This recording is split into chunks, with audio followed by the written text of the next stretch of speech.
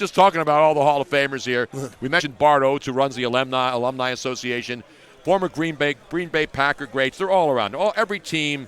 Dave Robinson is the vice chairman of the Alumni Association, right, Dave? No, it's the Professional Football Retired Players Association. Okay, I got to keep these associations straight because Jim Brown is the chairman. He's the chairman, and you're the vice chairman of the chairman in charge of Vice. Well, the Vice. Well, there's a lot of Vice here in Miami. What vices are you into still? I mean, vices change as we get older, you know. Well, actually, my definition, my wife's definition is not the same. We're in the capital of Vice, Miami. Yeah, Vice. right. I should have brought my white suit and we could have done the Crockett thing back in the day. We drive by it's funny, you drive by, and I've been to Miami a million times, but people for the first time, they go to South Beach and they say, oh, Miami Vice. Right. Edward James almost was in that TV series. And he's going to be here tomorrow. Around here. He's going to have him on tomorrow. Yes. Yeah. Everybody's here for the Super Bowl. Yeah. So, Dave, now, because there's the NFL alumni, but you're a part of the NFL alumni too, right? Of course. But then tell us what your committee does. Well, we're a little different. We've been funded in order to make the life better for all retirees. Exactly. And any NFL players out there, I want them to know right now, we have a dental plan that will take care of he and his wife free. All he's got to do is apply to the NFL. Not the NFL. It's the PFRPA, the Professional Football Retired Players Association. We also have a vision plan, which gives eye examination and glassware to both the player and his spouse, and so it's all free, and we do things like that, and our job is to make sure that the afterlife for every NFL retired player is as best it can be. And you played for Vince Lombardi, first-round pick of the Packers back in the day, man. It's the memories as we all get older, because we all do, except Robin, she doesn't get older. And then you go back and you see the Packers, and I love Green Bay and I love Lambeau Field, and you think about all the greatness of the Packers. And Green Bay, Vince was a unique anomaly. I came out in '63, and in those days, in the early years, it was uncommon to draft African-American ball players in the first two rounds. But Vince in 1961 drafted Herb Adderley in the first round. And in '63, and he drafted me in the first round. And he was called in by the board of directors and said, Vinny, we're not trying to tell you what to do, but we think you're wasting draft choices. You can wait to the third round to pick up these black ball players. Wow. And Vince, I didn't hear this. I heard it, but I didn't see it. But I understand he told him, he said, listen, you guys handle the finances of this club, and I'll run the football program. He said, I'm not going to draft by color. I'm going to draft by football playing ability. Now, for those who think that the whole league was biased, the way most bias has some basis in fact, Vince told me, he said, one of the things is, he said that if you draft, in 1963, all the southern schools were segregated. So only the northern schools had black ball players, and they had limited numbers. So if you draft the average black ball player from a top college in the South, the small black schools. Went to Grambling or something. Grambling may be an exception. They had a good team, but they had subpar equipment and inferior coaching. And Eddie Robinson wasn't an inferior coach. Okay, Norfolk State maybe. Right. Something like that. But the thing is, if you take your time and draft one of those guys, you're going to have to coach him up. It might take 2 or 3 years before he's ready to play. Where the white guys are playing in the schools with the good equipment and the top coaches, he said, you notice when I drafted you and Herb came from Michigan State. He had excellent equipment, excellent coaching. I came from Penn State. Excellent equipment, excellent coaching. There was no difference in the quality of the ball player coming from Michigan State or Penn State than there was from LSU or Alabama, except that one was white and one was black. Wow. And so that's why Vince was way ahead of his time. He did that because he read the signs and it didn't make much sense.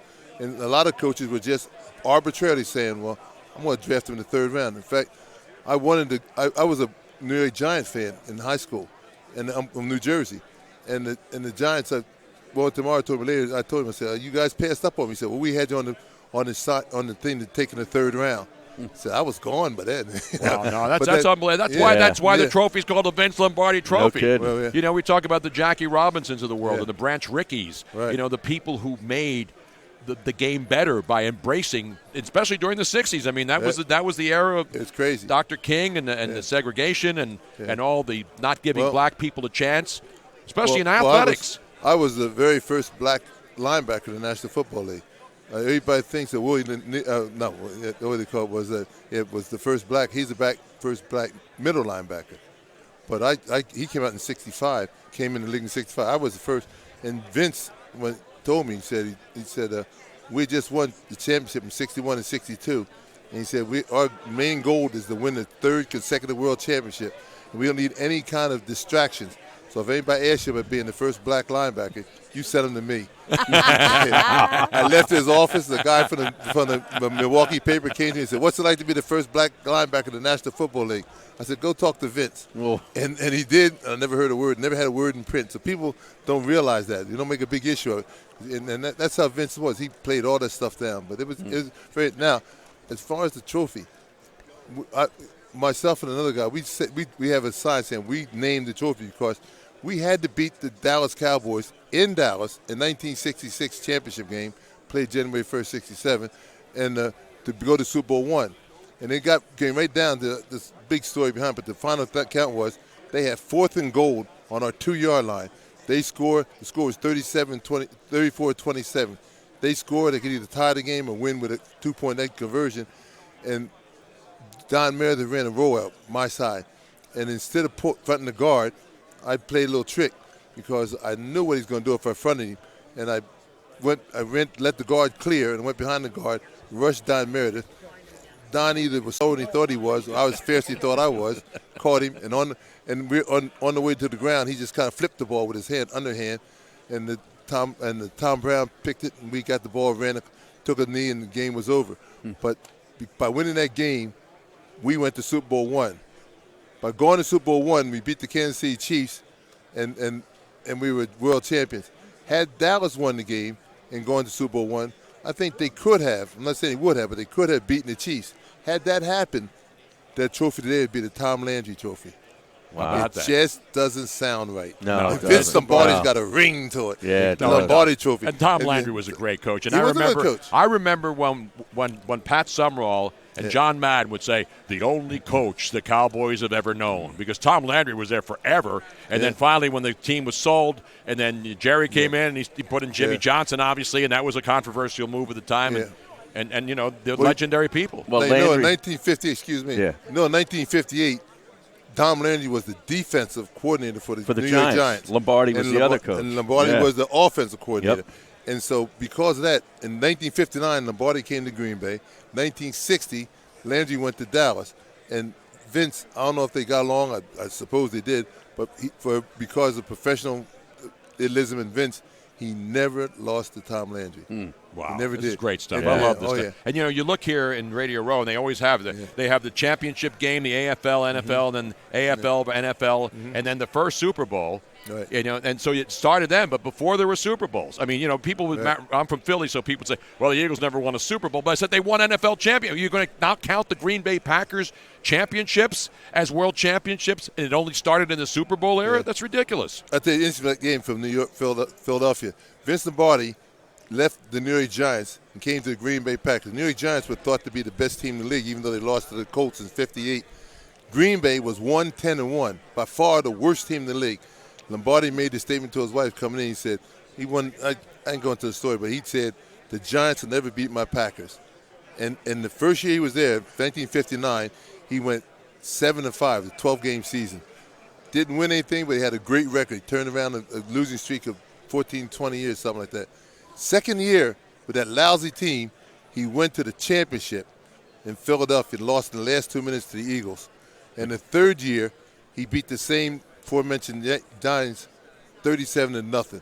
So he took a team that was 1-10-1, the worst team in the league, and in 3 years been the world champions. Yeah. And by the way, that game that lost to the Eagles, after the game he talked to the players. He said, "You guys saw something that no one will never see again.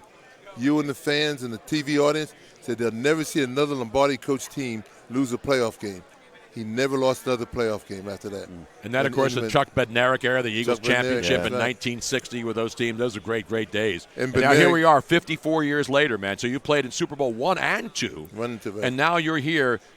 Obviously, it's a big difference now. I mean, we see the film. Luckily, there was still film of those great Packer teams and those great games. Super Bowl II was in Miami. Yes, against the Raiders, right? Raiders. Yeah, the old Orange Bowl. Yeah, that's right. Yeah, but they after Super Bowl I was in Los Angeles and at the Coliseum, and it was the only Super Bowl that wasn't sold out. Only about 70,000 people in a 100,000 seat stadium.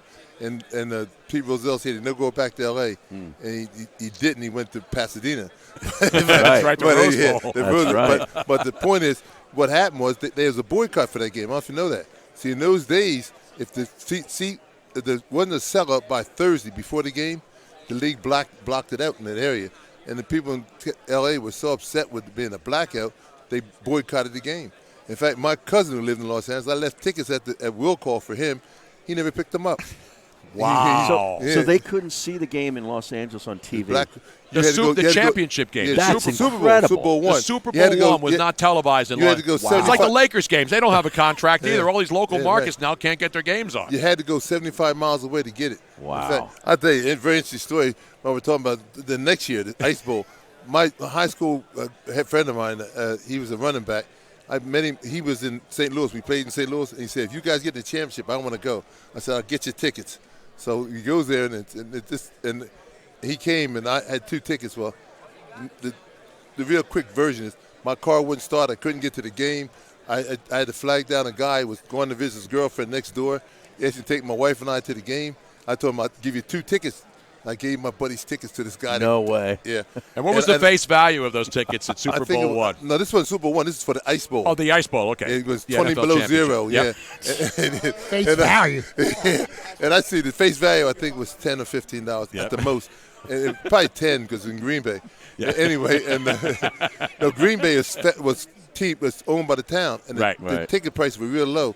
They never raised the ticket to about 1970 something because teams coming in to visit Green Bay said he took a beating because the ticket price was so low. The attendance of the game was split 60-40, home team, visiting team. And they said that with jet travel, they couldn't afford to come to Green Bay when they're only charging $10, $15 for the tickets. And so the league made Green Bay raise the price of tickets. Wow. At least that's the story the Packers told the fans. the fans were the owners, and they had control. But these are great stories. Yeah, we're looking at this stuff. It's incredible. Yeah. So, let me take one last thing. Go ahead. Years later, like 20 years later, I'm at the class reunion, and he's there, the halfback's there, and I told my wife, don't say anything. The wives got together, and my wife ratted on me, told his wife what went on, and she started laughing because he told her husband he couldn't get a room in Green Bay, so he stayed in Fond du Lac. And he got in the morning, and the guy went down to the desk. He said, I want to get to Green Bay. The guy said, yeah, man, it's 20 degrees below outside. He said, well, I don't know. He said, well, why don't you watch it here in the bar? We're going to see it. We're going to pipe it in from Chicago. So he stayed at the hotel and watched the game on TV in Fond du Lac. And for 20 years, he didn't want to tell me that he didn't go to pick the tickets up. Oh, wow. and I didn't want to tell him I gave his tickets away. Wow. Yeah, but that wasn't a lot of money. Yeah. Well, it was a lot of money back then. Well, wasn't that? It was just disappointing. He's a dear friend now. Yeah. But now they stay in Appleton, though. They don't stay in Fond du Lac anymore, right? It's Appleton. Well, yeah, but I don't know. But he wasn't with the team. He just trying to get a seat. If he listens to this and finds out what that, We're going to get to him now. I'm going to leave the number. We'll call him after the show, and I'll tell him that story. 555. Okay. Dave Robinson, you talk about Green Bay College Football Hall of Fame, Green Bay Packer Hall of Fame, National Football League Hall of Fame, man. That's unbelievable. And obviously a Packer legend. When you go back there, do people still remember? I mean, you got to be older, but I like that when the younger people see it and get to meet the legends and realize Super Bowl I and Super Bowl II, Vince Lombardi's first draft pick. Yeah. It's unbelievable, man. I go back and tell people I played in Super Bowl I. They said, "You still alive?" I think so. Well, people are loving it. Everybody that's on the Twitch chat room, they're like, "Oh my God, these stories are so amazing." Yeah. We got more. You. Oh, I'm sure. We got more. I gave you guys. We need to have you on again when everybody has more time. Yeah, I gave you guys the Reader's Digest version. Exactly all these right. stories are fake. Well, you guys, Jim Brown, and all of you alumni guys, and the veterans, of course. Jim Brown, his last football game with the Cleveland Browns was in Lambeau Field. The 1965 World Championship game, Cleveland Browns versus the Green Bay Packers. That was the first of 3. That was our first World Championship under Vince Lombardi. And it was Jim Brown's last game, and I tell you. And I remember the first time I saw Jim Brown. We were playing with the runner-up bowl my rookie year. That's a game that's Played down here in Miami, by the way. It was runner-up both second-place teams played. The consolation bowl. I never understood that. They would do. They used to do that in the NCAA tournament too. They would play a consolation game. And we're down here, and I was a rookie, and it was the first game my wife saw me play live, and I was keying on Jim Brown. And somebody said, well, why'd you key Jim Brown? I said, mainly because he carried the ball 3 out of 4 times. They ran the ball. we could have keyed the water boy, but he's not going to get the rock. Anyway, I saw Jim go across the line. I'm fouling on our side of the ball, fouling Jim. And the line opened up like Moses parting the Red Sea. And I stepped into the hole, and I saw the quarterback give Jim Brown the ball. And I said, holy mackerel, Jim Brown's coming at me. My heart started beating fast. I was only about 20 years old, 21 years old, a young kid. I thought this may be my last moment. And so I went through my mind. I kept my butt low, back straight, hit on the ride, hit on the ride, and tackled him for about a yard loss or something like that. Wow. Yeah, that didn't happen very often. No. and everybody's patting me on the back, and all I could think was, I just tackled Jim Brown. Yep. And I told my wife later, I said, baby, I tackled Jim Brown. She went to a football fan. She said, what's that mean? I said, well, it means this. Somebody in the league is going to give us a job. I said, I'm going to take that film clip. And put it on a continuous loop. Right. And I'm going to say to every team in the league, if the Green Bay Packers cut me, I'm going to say, I can tackle Jim Brown. And so you have that clip, right? No, I lost it. Oh, man, we got it. That's got to be on NFL Films has to have that. Yeah. Well, Dave, it's great talking about the old school times, man. Yeah. Congratulations, all the work that you and Jim Brown and all the players who are making sure that the guys who came before all the young guys who are fighting for health care and the important things, the guys that put their bodies on the line back in the day to make this league what it is today are getting taken care of the way they should be. When I came in the league, every team in the league, every team played either a baseball stadium or a college stadium. Only real football field in the National Football League was Lambeau Field. Exactly. And we played half our games in Milwaukee on the baseball park. Right. We played the Chicago Bears at Wrigley Field, where a brick wall cut the corner of the end zone off, and the brick wall was in play. I mean, and also, one thing about playing on baseball fields, each baseball field has a pitcher's mound. Yep. I never saw it happen, but they say if you hit a pitcher's mound going full speed, you could break a leg. And these guys really put their life on the line, and then they made this league. And now every league, the minimum now is like hundreds of millions of dollars for a stadium. And the last 5 or 6 are all over $1 billion. Right. And they don't want to give the players a pension. I can't believe it. Well, they're fighting for the new collective bargaining County agreement. Stadium in Milwaukee, wasn't County it? Stadium, you're right. You've been there, Home of the Braves. And Franklin Field in Philly, where the Eagles played. Thank you. We got to get Dave. It's great to have you, man. It's such an honor. My pleasure. Thank you very much. With you. Thank you. I enjoy you. A great group here. All of our friends in Green Bay, all of our and all the Packers. Kevin Harlan's going to be here tomorrow. I know so many other people involved with the Packers. Harlan's coming tomorrow. Kevin Harlan's going to be here. Right. A lot of the great legends in Green Bay with the Packers and venerable frozen. Nobody else calls it the frozen tundra. Very redundant. It is. Very redundant. Exactly. If frozen, it's a tundra, it's already frozen, right? Yeah. Right. Or like jumbo shrimp. Right. You know what I mean? That's the old George Carlin bit. Yeah. Jumbo shrimp. It doesn't make any sense. Doesn't make any sense. Yeah. Anyway, I know you got to go. Appreciate you coming by, man. You're going to sign our Hall of Fame football, man. We're going to give that away to a lucky listener. You presuppose I can write. I mean, I'm a lineman. No, you can do it, man. I can write. You can do it. Thank you, Dave. I went to Penn State. That's right. Not the University of Miami. No. Oh, yes. Let me give him a round of applause. Give him a rim shot, too.